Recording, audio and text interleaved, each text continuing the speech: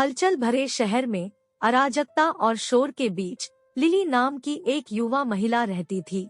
वह सपनों से भरे दिल और जुड़ाव की चाहत रखने वाली आत्मा वाली कलाकार थी। एक बरसात की शाम उसकी मुलाकात एक स्थानीय आर्ट गैलरी में एथन नाम के एक व्यक्ति से होती है। एथन एक लेखक थे। उनके शब्द कविता की तरह प्रवाहित होते थे। उनकी बातचीत विचारों, सपनों और साझा हंसी का मिश्रण थी। उन्हें प्यार में गहराई से डूबने में देर नहीं लगी। उन्हें एक दूसरे की संगति में आराम मिला और हर गुजरते दिन के साथ उनका बंधन मजबूत होता गया।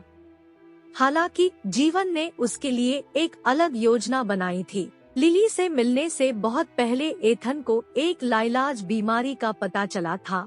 उसने इसे गुप्त रखा। वह उस पर अपने दर्द का बोझ नहीं डालना चाहता था। जैसे जैसे दिन हफ्तों और फिर महीनों में बदल गए, एथन का स्वास्थ्य तेजी से बिगड़ने लगा। एथन की हालत से बेखबर लिली ने उसमें बदलाव देखा। वह दूर हो गया।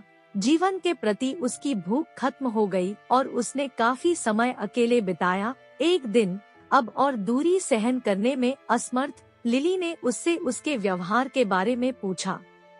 एथन ने आंखों में आंसू लेकर अपनी बीमारी की सच्चाई साझा की। उसने स्वीकार किया कि वह नहीं चाहता था कि लिली उसका दर्द देखे, लेकिन ऐसा करते हुए उसने अनजाने में उसे दूर धकेल दिया था। लिली तबाह हो गई थी, लेकिन उसने संकोच नहीं किया।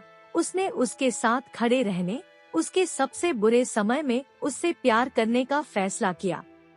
उनका प्यार गहरा था, लेकिन उनका साथ का समय कम था। जैसे ही एथन का स्वास्थ्य खराब हुआ, उन्होंने खट्टे मीठे पल साझा किए, यह जानते हुए कि उनका प्यार फिर से जागने वाला था। लिली ने उसके चित्र बनाए और उसने उसके प्रेम के सार को दर्शाते हुए उसे हार्दिक पत्र लिखे। एक ठंडी सर्दियों की रात, जब उनकी खिड़की के बाहर धीरे धीरे बर्फ गिर रही थी, एथन ने लिली की बाहों में अंतिम सांस ली। कमरा उनकी आई लव यू की फुसफुसाहट से भर गया। उसके चेहरे से आंसुओं की धारा बहते हुए लिली ने उसे आखिरी बार चूमा, यह जानते हुए कि उनका प्यार, हालांकि अल्पकालिक था, खुशी और दर्द के हर पल के लायक था। लिली ने पेंटिंग करना जारी रखा, लेकिन एथन के प्यार की याद उसके दिल पर हमेशा के लिए अंकित हो गई। उन्हें उस कला में सांत्वना मिली जो उन्होंने एक साथ बनाई थी, और इस ज्ञान में कि उनका प्यार उनके जीवन का एक सुंदर, दुखद अध्याय था।